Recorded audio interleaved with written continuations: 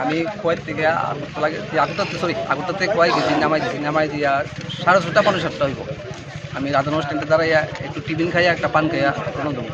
এমন সময় কয়েকটা লোক গাই আমারে বেড দিয়ে সেটা আমার নামায় সেটা মানে যেভাবে টর্চারিং করছে, মাথায় আঘাত লাগছে, শরীরে লাগছে, কোমরে লাগছে, প্রচণ্ড torturing. Plus Agartala line master Tuton Ghosh হে দাঁড়াইয়া কইতাছে আরও ভিডিও পরে গেলে দেখলে ভিডিও।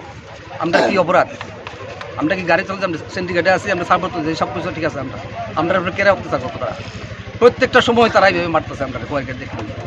এই যে ছেলেটারে হাত পাও এই পাওয়ার ব্যথা হাওয়াতে অবস্থা।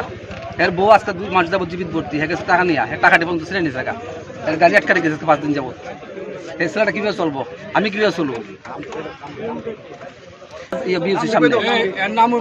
টুটন ঘোষ লগে তার লগে আরো 10-12 জন ম্যাক্সের ড্রাইভার আছে। এরা টাকা দিলে লাইন ছাড়ে মানে প্যাসেঞ্জার উঠাইতে, নাইলে এরা মানে সাংঘাতিক অত্যাচার মানুষের উপরে। মানুষ বলে জ্ঞান করে না, রাস্তা ফালাইয়া যে অত্যাচার করতে মানুষকে। এর কাছ থেকে টাকা নেয়, এর মোবাইল সিনা নিতেছে গা, এর পকেট হাত দিয়ে টাকা নিতেছে গা, গাড়ির চাবি লয়ে নিতেছে। এরা কিছু কইলে বিরোধ করলে থেকে এরা আমার দুইরা নিয়ে আসি স্ট্যান্ডের ভিতরে ছেলে দিয়া যা ঘুষি আমার হাতে বুতে মাথা আঘাত করতে আসলে আটটা আটকাতে গিয়ে আমার একটা ভেঙে গেছে। হাওয়া যেমনি ঘুষি বাইরেছে, কোনো মতো জান্ডা পাইছে, জান্ডা লিয়ে সেটা বাইরেছে। আমি স্ট্যান্ডের থেকে টাকা পয়সা আসলো ওই গাড়ির মধ্যে 12,000 টাকা, আমার পকেটে আসলো 10,000 টাকার মতো।